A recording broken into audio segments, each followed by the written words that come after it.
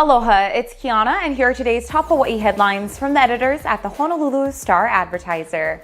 Also, mahalo to Longs Drugs Hawaii for sponsoring the show. Head on over to your neighborhood Longs Drugs for all your shopping needs. The United States has announced a new round of sanctions against Russia as the war in Ukraine grinds its to its second year. Some 250 Russian businesses, banks, manufacturers, and people are targeted by the sweeping sanctions. The action is being taken in coordination with a group of 7 allies. Meanwhile, the State and Commerce Departments and the Office of the U.S. Trade Representative also plan to increase pressure on Russia.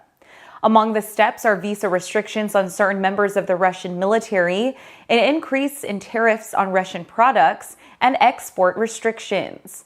Nearly 90 Russian and third country companies will be added to a list of identified sanctions evaders. Russia has been able to weather the West's sanctions by leaning on oil and other energy exports, but its economy is expected to weaken this year. California and other parts of the West were pounded by snow and rain today in the nation's latest winter storm. The dangerous storm is expected to last through Saturday in California and prompted blizzard warnings in the Sierra Nevada and Southern California mountain ranges. Avalanche warnings were posted in some areas, and a tornado warning was issued for parts of Santa Barbara County. The wintry weather is being felt in other areas of the country, where major roads and schools are closed. More than 300 flights were canceled and over 4,000 were delayed as of this morning. The storms have caused power outages at nearly 1 million homes and businesses from coast to coast. Michigan was hit the hardest with more than 820,000 customers in the dark at one point. That number was down to under 700,000 today. 2 people are dead after a fire tore through their home in Makiki Thursday afternoon. 10 Honolulu Fire Department units carrying 39 firefighters responded to the blaze at 954 Spencer Street shortly before 1 o'clock when they arrived. The 2-story residence was already engulfed in flames.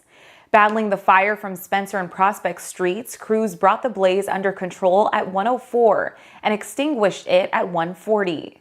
Firefighters found the body of a man just outside the home under the building's exterior staircase, while a woman was found dead in a bedroom on the ground floor.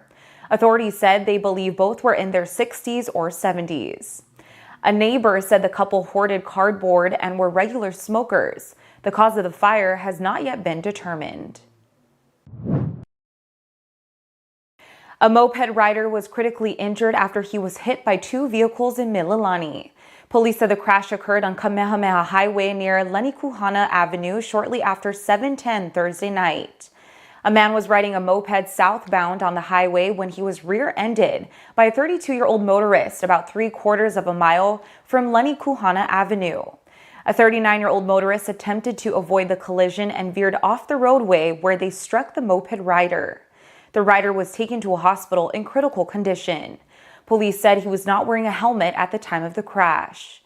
Both motorists remained at the scene until emergency personnel arrived. The 32-year-old driver was not injured, while the 39-year-old sustained minor injuries. Stocks sank today to close out their worst week since early December.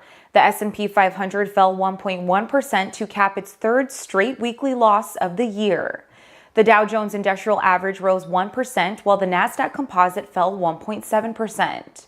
Stocks have dipped in February as reports on inflation, the job market, and spending have come in hotter than expected. The news prompted Wall Street to raise forecasts for how high the Federal Reserve will have to take interest rates. Traders are increasing bets on the Fed's rate rising to at least 5.25% and staying that high through the end of the year.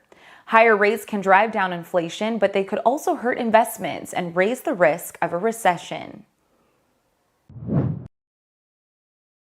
For more on these stories and all the latest headlines, subscribe to the Honolulu Star-Advertiser. Visit Hawaii's top source for breaking news online at staradvertiser.com and download the Star-Advertiser mobile app. Mahalo, have a great weekend, and we'll see you back here on Monday.